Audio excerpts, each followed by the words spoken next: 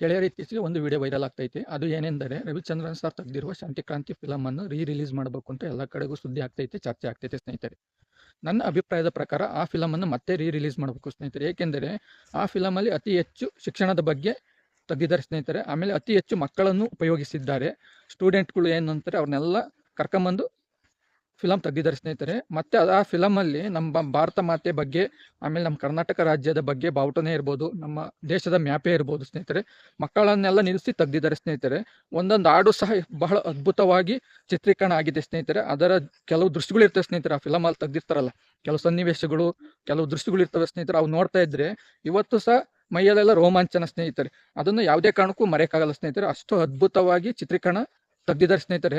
ಅವತ್ತು ಆ film fail ಆಗಿರ್ಬೋದು ಸ್ನೇಹಿತರೆ, ಆದರೆ ಆ ಫಿಲಮ್ ಮಾತ್ರ ಯಾವತ್ತೂ ಮರೆಯೋಕ್ಕಾಗಲ್ಲ ಸ್ನೇಹಿತರೆ. ಒಂದು ಸಲ ನೋಡ್ಬಿಟ್ರೆ ಅದು 50 20 ವರ್ಷ 30 ವರ್ಷ ಮರೆಯೋಕ್ಕಾಗಲ್ಲ ಸ್ನೇಹಿತರೆ. ಅಷ್ಟು ಅದ್ಭುತವಾಗಿ ನಿರ್ಮಾಣ ಆಗಿದೆ ಸ್ನೇಹಿತರೆ. ನನ್ನ ಪ್ರಕಾರ ರಿಲೀಸ್ ಮಾಡಬೇಕು. ಏಕೆಂದರೆ ಇಂದಿನ ಪೀಳಿಗೆ ಯುವಕರೆಲ್ಲ ನೋಡಿದ್ದಾರೆ, ಇವತ್ತಿನ ಪೀಳಿಗೆ ಯುವಕರು ಅಂದರೆ ಇತ್ತೀಚೆಗೆ ಏನು ಮಕ್ಕಳು ದೊಡ್ಡರಾಗಿ ಸ್ವಲ್ಪ ತಿಳುವಳಿಕೆ ಬಂದಿರೋಂಥ ಮಕ್ಕಳು ಸ್ಟೂಡೆಂಟ್ಗಳು ಅದ ಫಿಲಮ್ ನೋಡಿಲ್ಲ ಸ್ನೇಹಿತರೆ. ನೋಡಬೇಕು, ಬಹಳ ಅದ್ಭುತವಾಯ್ತು.